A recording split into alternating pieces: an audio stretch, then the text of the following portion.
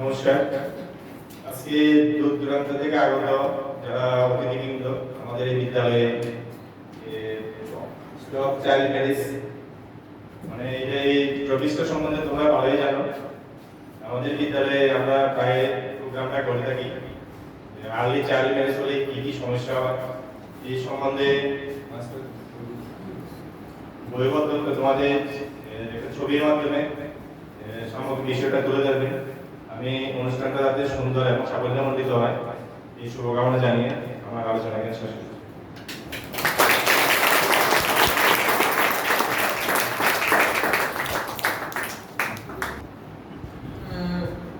Good afternoon.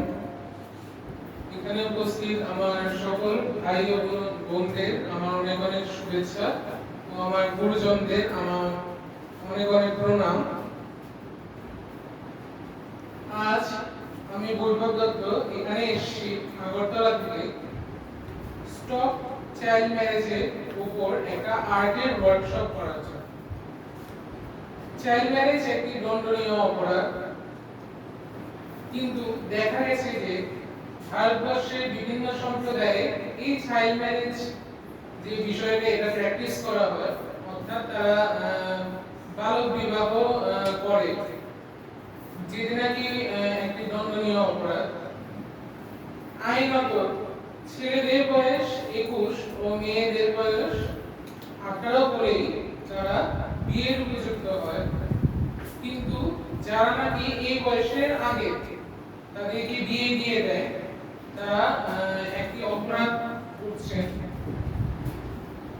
Child marriage basically হয় কারণ illiteracy অর্থাৎ অশিক্ষা, পভার্টি অর্থাৎ দারিদ্রতা, কিংবা কিছু কোন মা বাবাদের বিচার যে হয়তো মেয়েরা বোঝা, কিন্তু সেটি একদমই ভুল। কারণ মেয়েরা আজকাল নিজেদেরকে সমাজের বড় বড় জায়গায় বড় বড় পদে প্রতিষ্ঠিত করতে পেরেছে। কেউ সায়েন্টিস্ট, কেউ আবার ডক্টর, কেউ ইঞ্জিনিয়ার, এবং আমাদের দেশে যে মাননীয় রাষ্ট্রপতি দ্রৌপদী মুর্মুজি উনিও একজন মহিলা। সুতরাং মেয়েরা নিজেদেরকে অনেক জায়গায় প্রতিষ্ঠিত করতে পেরেছে। আমি যেমন এগিয়ে এসেছি আজকের দিনে এই প্রোগ্রাম কন্ডাক্ট করছি এবং সমাজকে একটা বার্তা তুলে ধরছি, সোসাইটিকে অ্যাওয়্যার করছি চাইল্ড ম্যারেজের নেগেটিভ ইমপ্যাক্টস এর উপরে।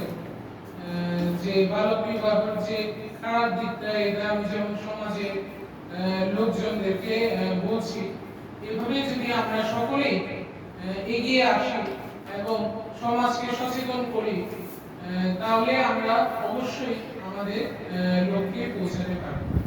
ধন্যবাদ।